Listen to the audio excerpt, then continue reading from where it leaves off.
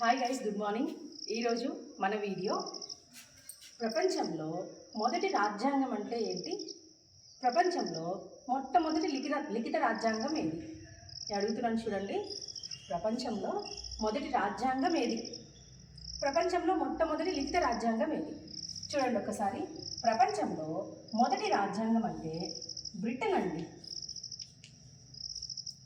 ప్రపంచంలో మొట్టమొదటి లిఖిత రాజ్యాంగం అంటే అమెరికా అండి.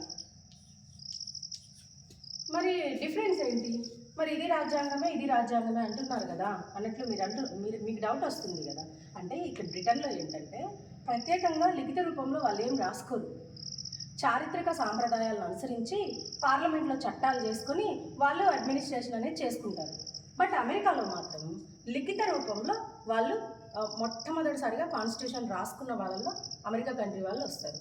ఈ అమెరికాకు సంబంధించి కొన్ని బిట్స్, చాలా ఒక 8-9 బిట్స్ భలే వస్తాయి. అవి చాలా మనకి ఇంపార్టెంట్ చిన్న బిట్స్.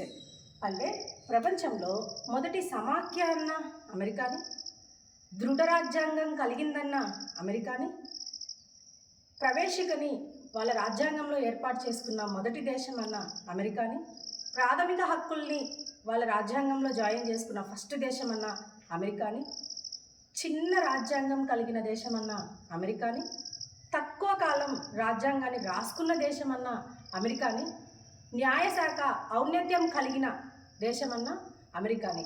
అంటే అలా చిన్న చిన్న బిట్స్ అనేవి వస్తాయి. కాబట్టి ఈ రెండింటికి డిఫరెన్స్ అనేది చూద్దాం. Okay, thank you.